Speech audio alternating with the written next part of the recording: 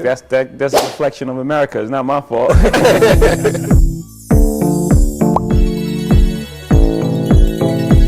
Beyond the dream come true, because growing up, you start thinking. I mean, at best, you may think that you can make it to the Garden as a musician, and then having Kool Herc, and being in the Bronx, the home place of hip hop, and all those that how symbolic it was. Just experience that thing, Back in '98, when we was about to go out, they told me that we had to bring out Cisco, and it was another R&B person at the time. It's because hip hop and security, it was too high to insure rap shows and all these things that were making it impossible for us to play these buildings.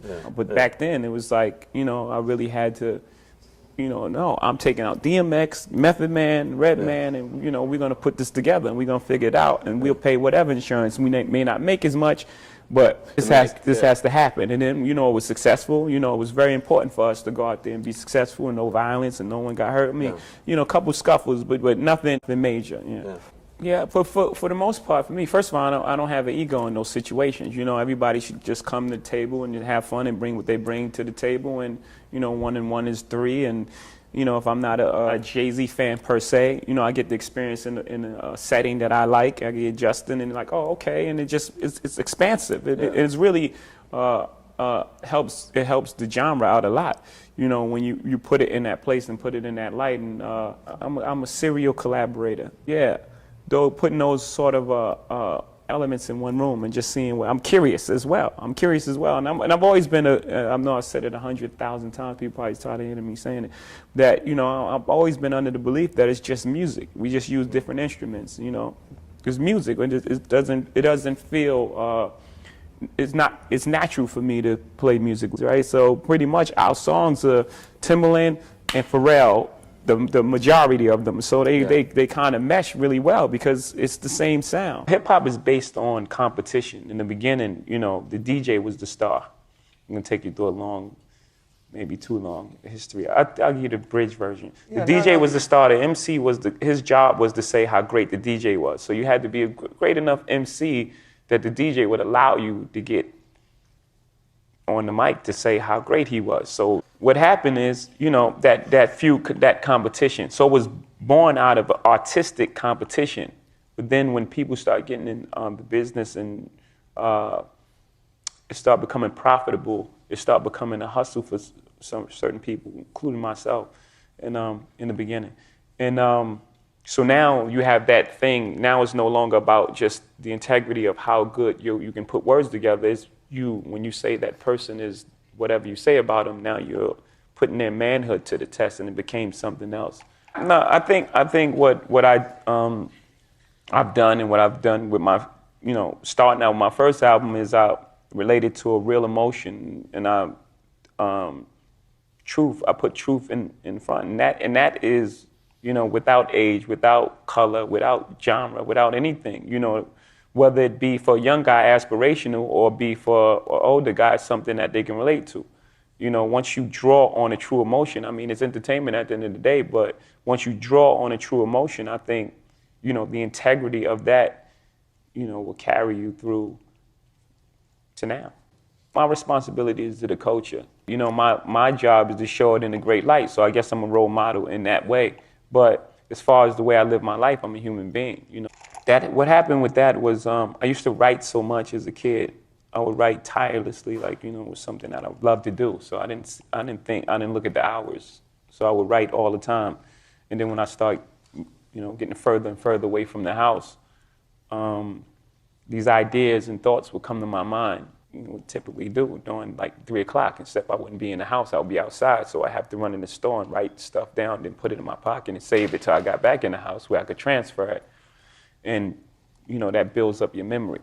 So I start memorizing songs, and then I have 1 song, and then 3 songs. And then it just became part of my process when I go in the studio. So it's not something that I do that's off top of the head. I'll listen to the song or the track. I'll listen to the track 1,000 times if it takes, and I'll formulate the song, then I go in the studio and just do it. I never write it down.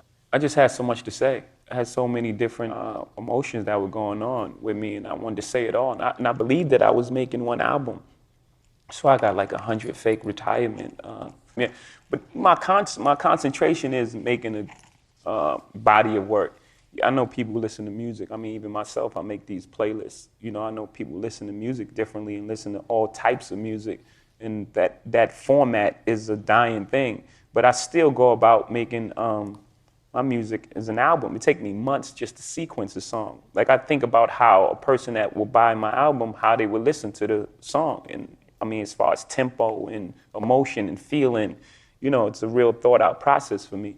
And I didn't recognize it as a gift. My mom always told me, you know, whatever you work, you know, that cliche, you work, whatever you put into it, you get out of it.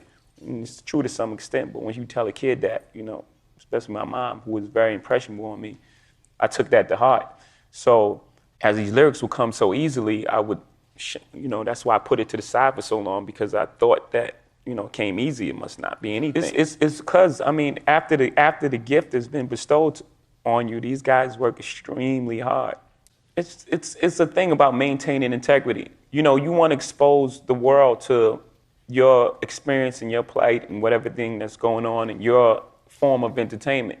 You know, some people choose to change who they are to get there, but, you know, I don't. I think if you're successful as someone else, I think that's the worst thing. I'm saying that's what I mean about truth. Like, my experiences, like in my first album, those are real experiences that I went through. I really made that album to impress my friends. It wasn't even made for a wide range of people. It was made for people in that lifestyle, and it was coded in slang and things that people didn't know unless you really lived that life. So I didn't make this album as a commercial album. I made it to impress my friends. So the albums that I make now, my experiences are broader. So they have, you know, a wider appeal.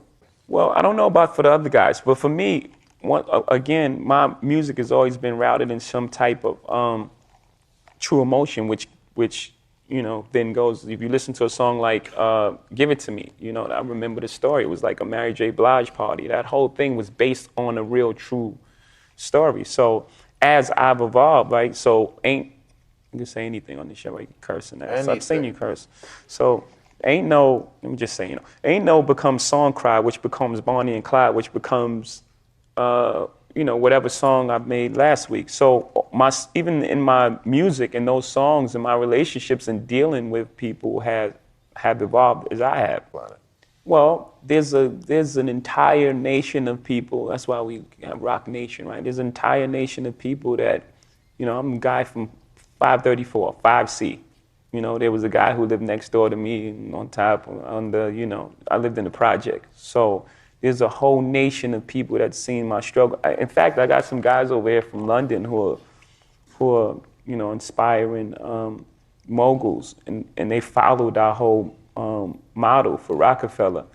You know, so imagine the reach and, you know, not just the music, you know, the movements of what we've were able to accomplish as, you know, raised a whole generation of, you know, people to want to do better for themselves. So, you know, that's my cross. My advice is just do things that are true to you. You know, most things that I'm involved with are extension of being creative. You know, Rockaway is a clothing company. You know, it's part of who you are, and hip hop is your attitude and what you're trying to express, how you dress.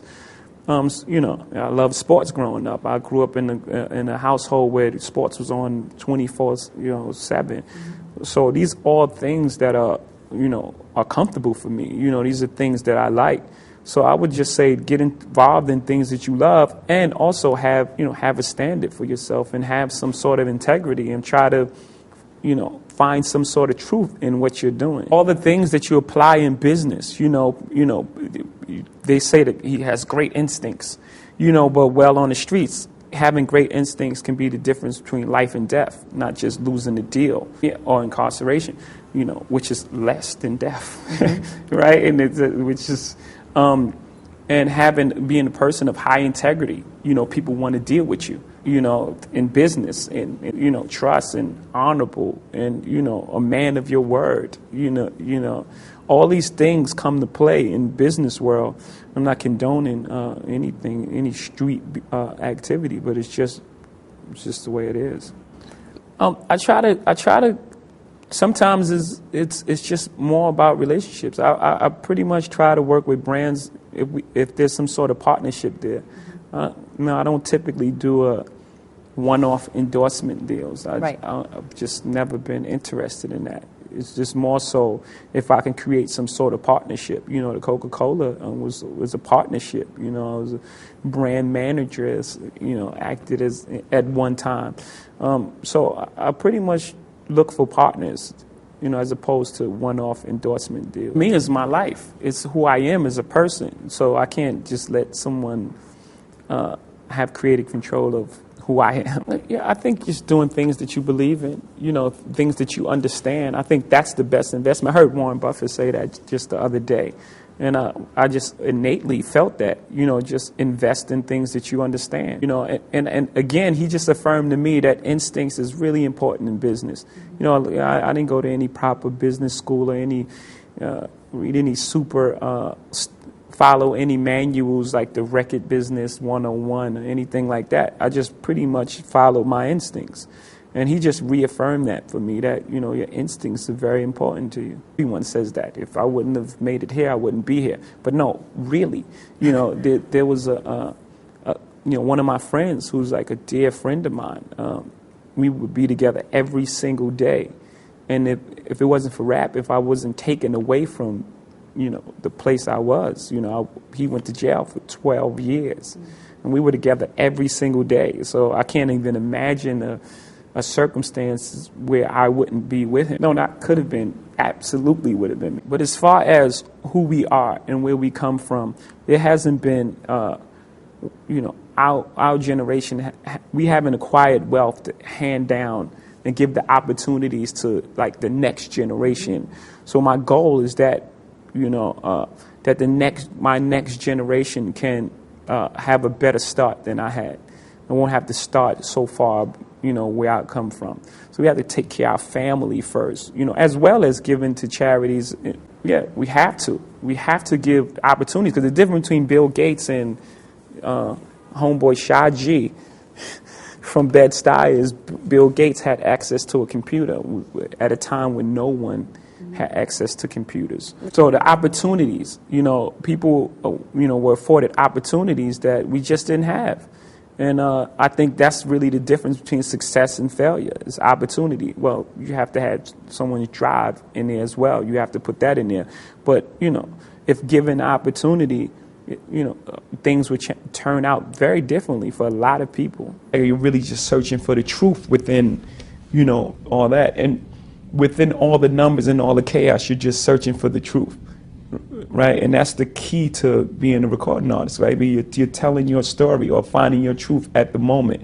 I had mine's a little opposite from Warren, because I started a little later. My first album didn't come out till I was 26, so I had a bit more maturity of where I was at. It's my first album had all these, emotions and complexities and layers to them that a typical hip hop album didn't have, because we were making it at 16, 17 years old. It wasn't enough wealth of experience to share with the world. So at 26, I had been through so many different things. I had so much wealth to share, with the world at that time. And from that starting point, I've never forgotten those things. Like you said, you never forget those true things that you stick to, your basic things that make you successful. And for me, it's that truth, finding that truth, the truth of the moment of where I am at the time. Not trying to cater to a certain demographic, or, not being something I'm not driving a truck over a bridge, 10,000, the whole thing. Like, there's so many similarities in what he was just saying. Like, and Pop had like a huge record collection, so I started out listening to music early on, and I would just write music, and I just had a love from it, from there.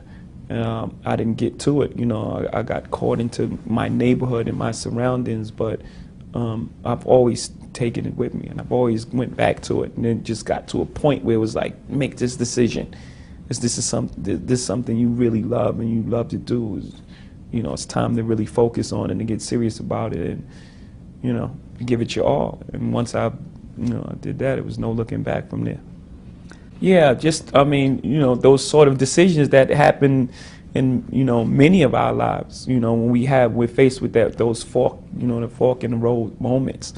Um, you know, and I was around people and I was seeing people, really genuinely nice people, going away for 13 years and, all these, unjust and Rockefeller laws. And, I was just around that so much that I would just told myself, man, I have to make a decision at some point.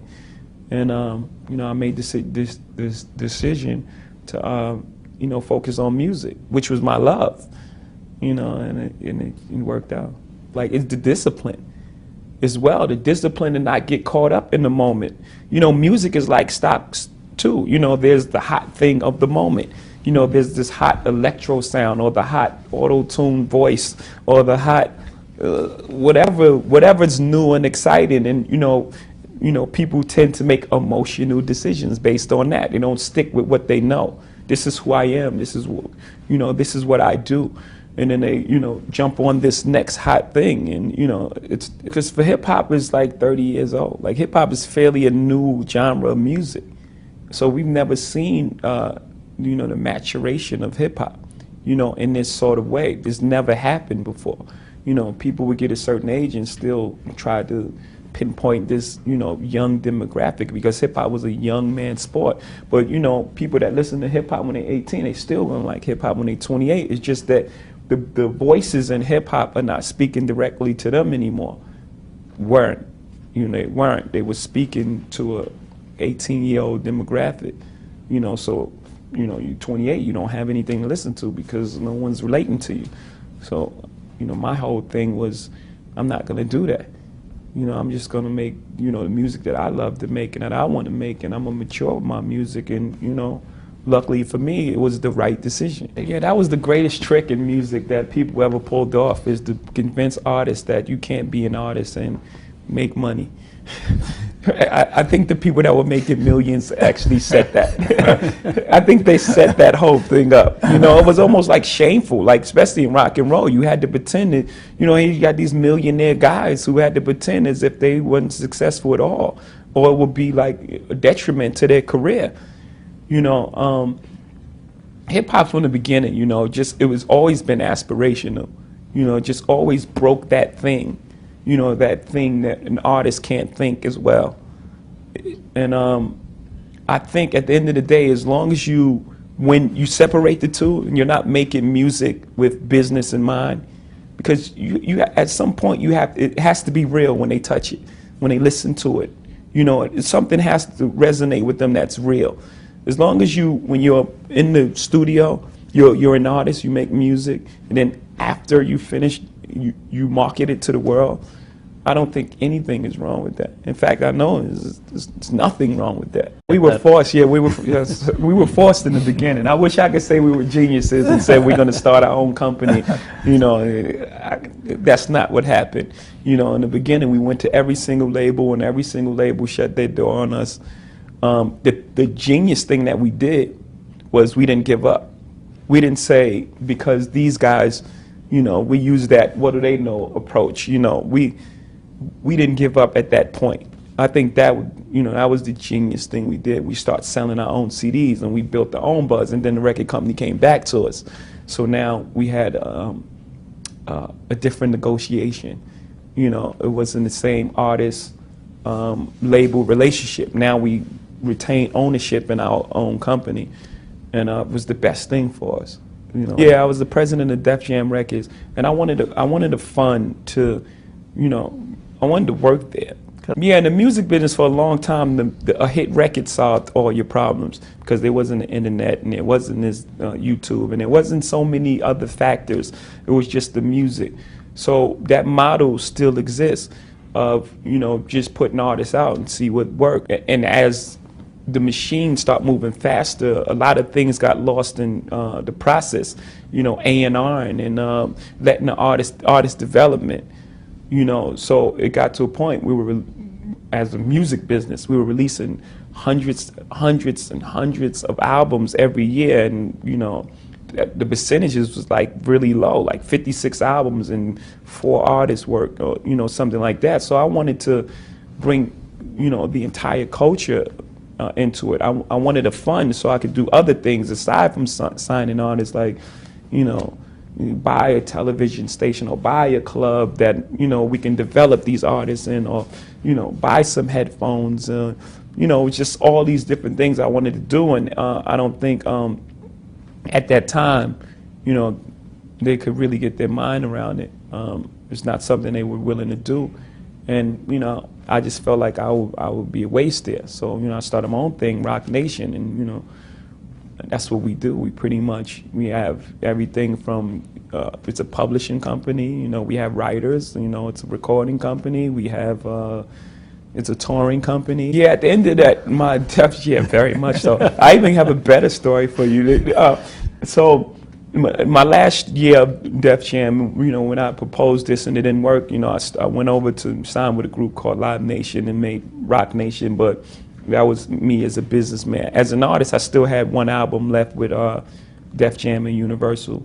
And I went to Doug Morris and L.A. Reid, who was the chairman of Def Jam at the time.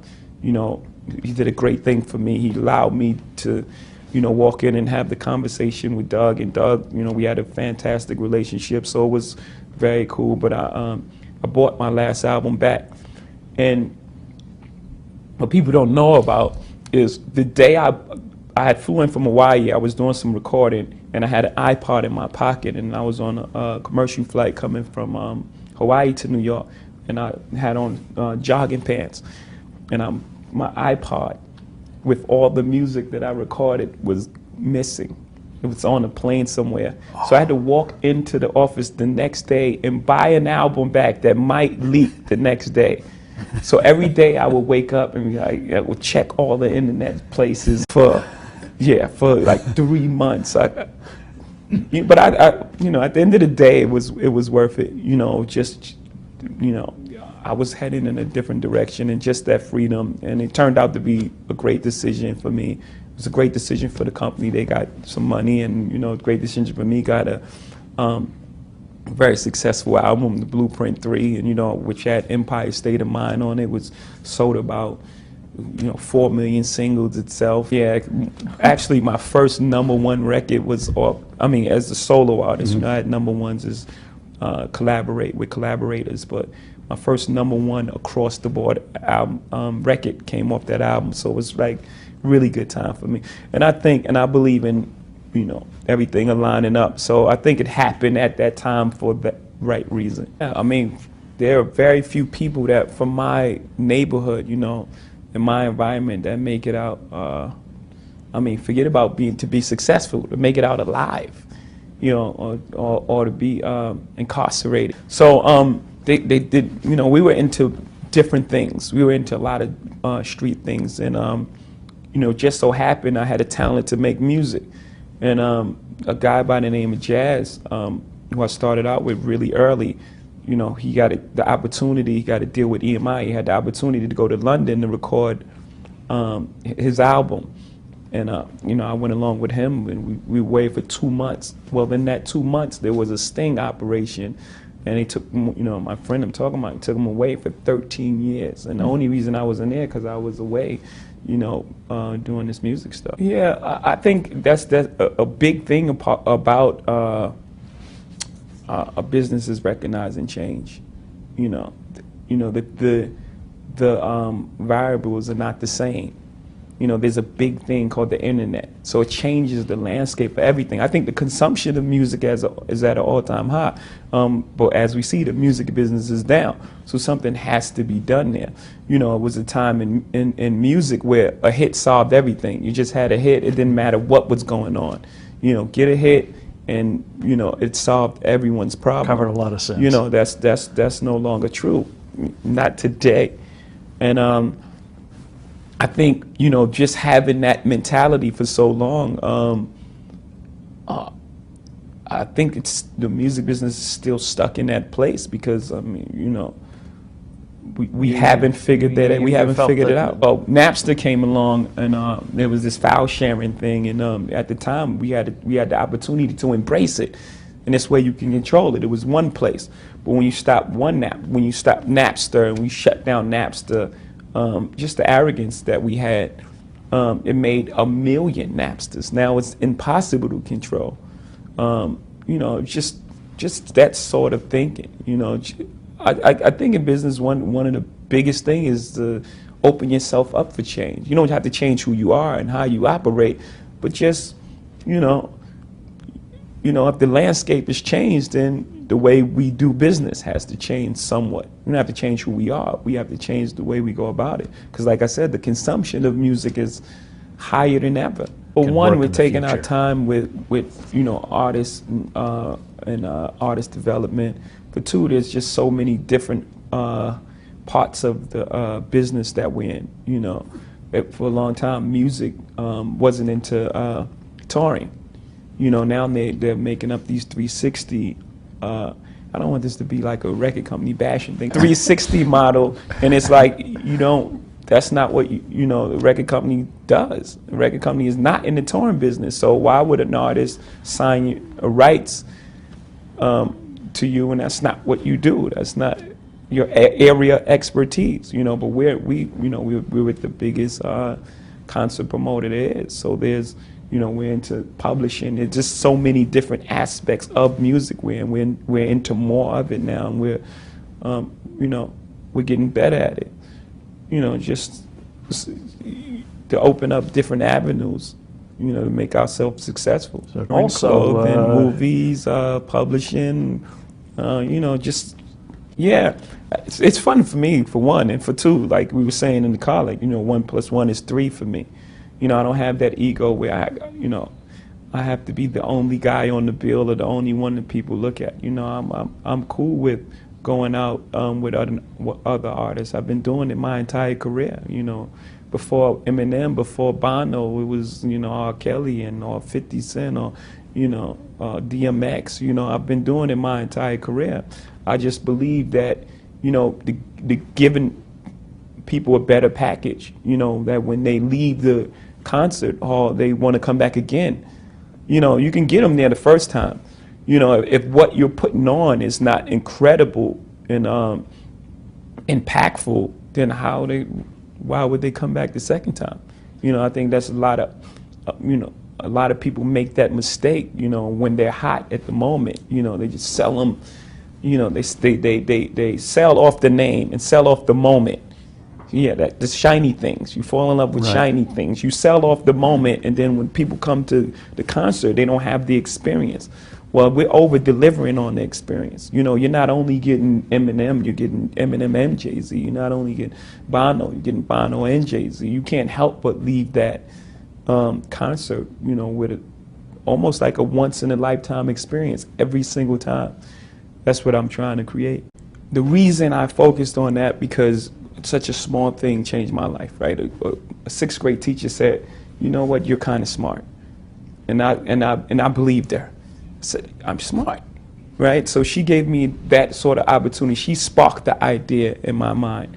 So that's why my first thing is the scholarship fund, because there are a ton of very intelligent kids that's coming out of these urban areas who can make it all the way if given the opportunity, and so it's a challenge that I gave to my mom, and my mom is so involved with it. Like she gets on the bus and she takes these kids to their to interview with colleges, and you know, now we're starting to see kids graduate from college, and you know, that sort of feeling, you know, when it's real. You know, I'm not just sitting home writing a check and, you know, for whatever reason to make myself feel good or anything like this. It's something that I really want to do, and I'm really you know, into and excited about. Yeah, and I'm seeing the results. I'm seeing, you know, we were getting our first graduates from the Shawn Carter Scholarship Program, which is like, for me, the best thing ever. I think the first step for us, because, you know, as far as entertainers, we're like the first generation to really capitalize off our talent. For many years, you know, artists they were dying broke, because the record company took advantage of them in some way, form, shaping up, right? This is like that really first generation. I mean, from where we're from. I'm not talking about the rock star. I'm not talking about Bono. So the first thing for us, for me, I believe, is to lead by example and show how these things have an effect on people's lives in a real way.